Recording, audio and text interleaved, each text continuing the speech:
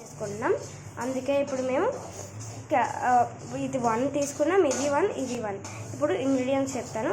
ఇది ఉల్లిపాయలు, ఇంకా tomatoes and carrot and green chillies. ఇది ఆ టైప్ రవ్వ. దేనికైతే మనం ఉప్మాకి యూస్ చేస్తామో, ఇంట్లో బియ్యంకి ఎన్ని గ్లాసెస్ యూస్ చేస్తాం సేమ్ అన్ని గ్లాసెస్ దీన్ని కూడా యూస్ చేయాలి.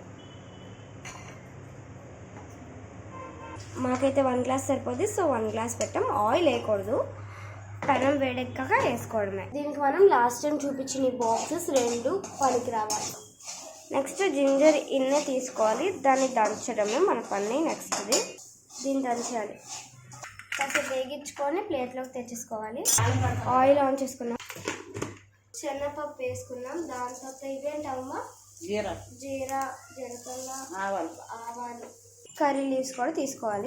నెక్స్ట్ మనం వేసుకున్న వెజిటేబుల్స్ వేసుకోవాలి. కర్రీ లీవ్స్ వేసుకున్నాక క్యారెట్, గ్రీన్ చిల్లీ, ఆనియన్స్ వేసుకున్నాము. ఇది ఇలా కాసేపు కలుపుకొని ఉండాలి. చాలా చిన్నగా కట్ చేసుకోవాలి. కాసేపు వేయకూడదు, కాసేపు అలాగే ఉంచుకోవాలి. ఆయిల్, ఆ దుంపలు, దుంపలు లేవు, క్యారెట్ ఇంకా ప్లస్ ఆ కర్రీ లీవ్స్ ఈ కలర్లోకి వచ్చాక నాకు అలా మిక్సీ చేస్తూ అలా ఉండాలి. ఇంగ్రీడియంట్స్ మీ క్లాస్లో చెప్తాము. కలర్లోకి వచ్చాక అలా ప్రెజెంట్ ఆ కలర్లోకి వచ్చాక మనం ఆ టమాటాస్ అనేది షిఫ్ట్ చేసుకోవాలి ఇక్కడికి. ఈజీగా తాలింపు అంటారు మనం.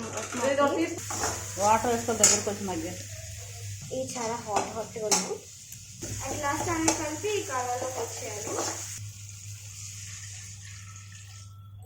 మా వాల్యూమ్ అయితే ఇక్కడ దాకా ఉంది, ఇక్కడ దాకా.